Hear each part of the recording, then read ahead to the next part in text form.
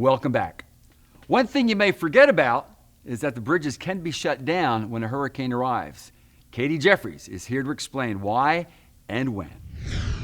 Whenever there is a hurricane or a tropical storm that could kind of come to our area, one of the first questions we get, when will the bridges close? So let's talk about kind of what they use to make those decisions. So the threshold is 40-mile-per-hour sustained winds. Taking a look here at the Dames Point Bridge. What does sustained mean? Well, that means the winds have to be at 40 miles per hour for 60 seconds or more. And remember, the bridges are at different elevations, like the Matthews Bridge is much higher than the Main Street Bridge. So people always want to know, okay, well, what kind of warning am I going to get before they close? Unfortunately, there's really not a lot of warning ahead of time because it's whenever that threshold of 40 miles per hour for 60 seconds is met. And you can't expect higher bridges like the Dames or the Matthews to close before the lower elevation bridges like the Main Street Bridge. So just because one closes, it doesn't mean they will all close. But really, if the winds are 40 miles per hour for 60 seconds or more, you probably shouldn't be on the roads. Thanks, Katie. Now, it's one thing to forecast a hurricane. It's a whole different experience to live through a major hurricane, as did Ginger Zee. She'll share that with our meteorologist, Lauren Rautenkrantz. So we all know hurricane season isn't what it used to be, right? With storms of a different breed breaking records year after year.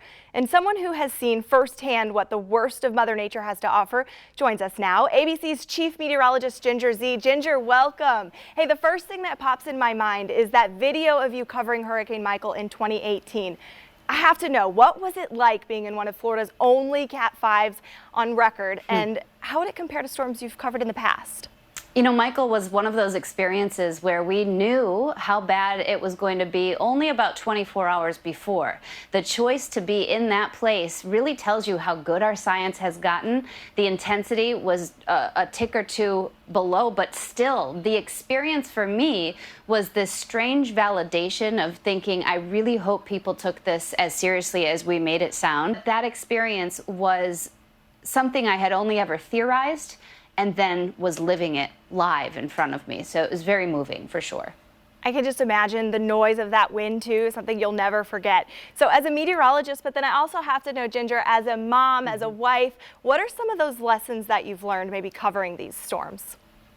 You know, the important part is the why. I remember when I went to cover my first storm ever, and that was Hurricane Katrina. What a first storm. And I went down there with my meteorological nerdiness leading the way, and I kept thinking, oh, I wonder what a 22-foot storm surge line looks like on the buildings, you know, and I got down there, and within 30 seconds, I realized that my passion for the science was not what it was about. This was about people. And so it turned from passion to compassion, and the humanity of it really started building into my work. And also, speaking of hurricanes and hurricane seasons, what can we do to protect those hurricane-prone communities like Jacksonville? When we talk about storm surge and when we talk about how we build, I think that's something that any state that's going to be impacted by tropical weather needs to start thinking about for both sustainability and protecting against the inevitable, and that would be storms. And so taking as an example the building I was in Mexico Beach that didn't have anything. It costs more to build with that type of material, and it costs more, but it also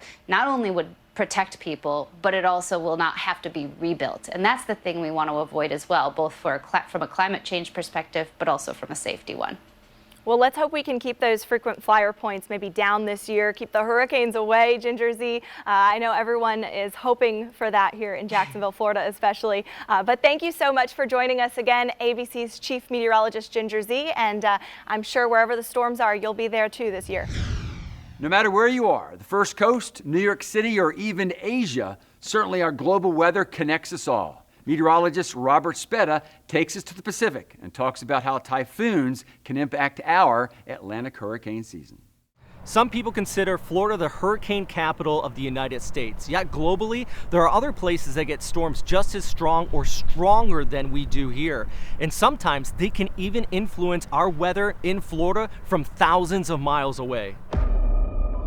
Now, by definition, hurricanes are tropical systems with winds sustained of at least 74 miles per hour. This is also the case in the eastern Pacific, east of the international dateline. But if we look west of the international dateline, in East Asia, the same storms are called typhoons, while storms in the southern Pacific and Indian Ocean are called cyclones. Not to be confused with the general name for all tropical systems that rotate cyclonically, or tropical cyclones. Now, which one of these storms are the strongest? Well, typically typhoons are. That's because they have more room to grow, and the sea surface temperatures in that part of the world are typically warm enough to support tropical systems year-round. In fact, already this year, we had a Category 5 storm by the name of Typhoon Sergei in April. And this is important to note because seeing storms of that intensity in other parts of the world already this year could be an indicator on how our season is going to be setting up. And sometimes these strong storms in the Western Pacific can even influence our weather here. When they move north near Japan, they bend the jet stream, creating a series of troughs and ridges like snapping a rope, and you see kind of the wave pattern set up. Well, if this wave propagates to the Atlantic, we could have a ridge set up, which helps create low vertical wind shear and warms up those sea surface temperatures, which is more conducive for creating hurricanes. I have covered tropical systems all over the world, and one of the things I have learned is that knowing the weather locally is important, but knowing what's going on around the world can help us better prepare and forecast these storms. Robert Spetta, First Coast News, on your side. There are so many different seasonal outlooks now, but the one that's been around the longest comes from Colorado State. Meteorologist Mike Prangley is here to pick their brain about how many and where we're expecting those storms to go.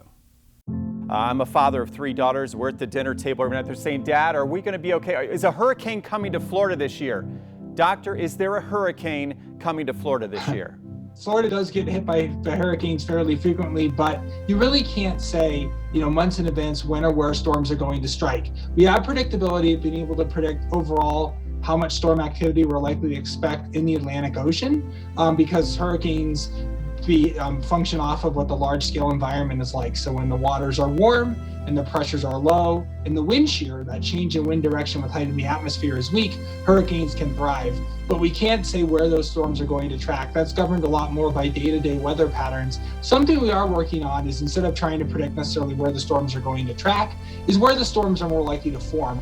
This year, I noticed some of the percentages of probability has Florida way out in front of everybody else as far as states with the probability of a storm, a hurricane passing within 50 miles of Florida, up to 75%.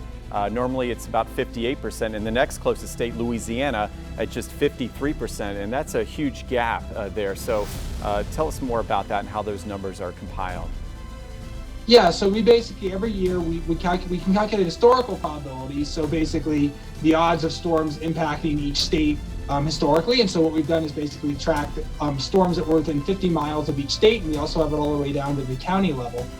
Because obviously a storm doesn't have to actually make landfall in your state to cause significant impacts. Great example of that would be Hurricane Sally from last year in the western part of the Florida Panhandle.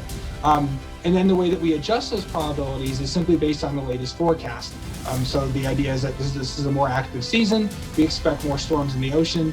Consequently, the odds of landfall also tend to go up when you have more active seasons. So yes, we're in a hurricane hotspot every year. So if you're still asking yourself, is a hurricane coming here? You assume yes and prepare for yes. Mike Prangley, First Coast News, on your side.